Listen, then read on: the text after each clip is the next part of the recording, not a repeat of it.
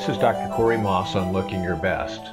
In rhinoplasty surgery, often called septo rhinoplasty, a key component is really the divider between the two nostrils, which is a partition in the nose that's made of cartilage and bone as we go farther back, called the nasal septum. And so you hear a lot of people talking about, I had a septoplasty to fix my nose, and in many cases that's true. It's the septoplasty alone. And when the septum itself is bent, twisted, or has abnormalities, it can impact significantly the nasal airway and breathing. And we want that thin wall or partition that divides the two nostrils, starts in the front of the nose and goes all the way to the back, giving two compartments for laminar airflow, just like you see in a car commercial where the air is all flowing evenly. If the septum is nice and straight, we'll very commonly see even laminar airflow through the nose, both with inspiration and expiration. The septum, therefore, is an important functional component too, and if it's obstructive, if there are little spurs of bone or cartilage, if it's bent or twisted, it can not only impact the way the nose looks, but also the way the nose works.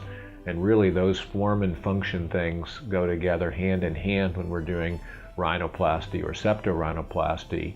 And in virtually every patient in which we do a corrective rhinoplasty or a cosmetic rhinoplasty, we are addressing the septum to assure that it's straight and in the midline.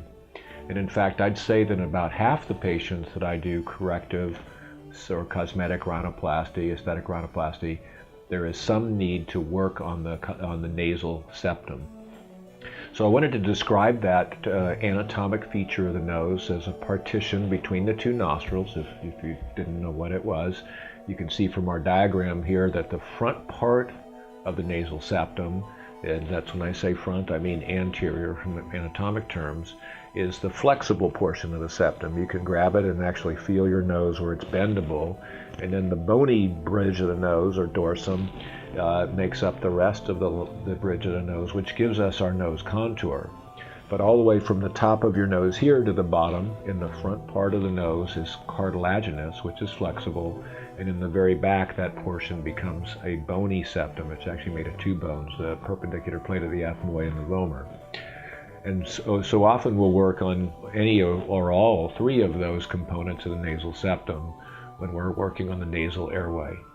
In particular, with a twisted nose, someone that's had an injury, or maybe they were just born that way, very commonly the septum is twisted at some portion, even if it ends up in the midline, and that also creates a deviated appearing nose. So it can look bent off to one side or the other, or it can even have an S or a reverse C-shaped type of, or a C-shaped type of deformity. All of these things are things that we address with special techniques that are specifically targeting straightening the septum.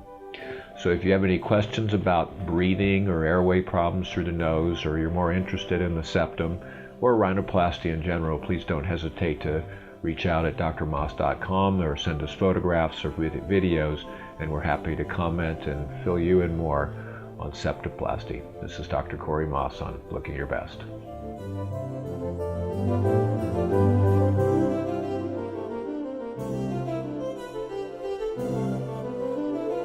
Thank you.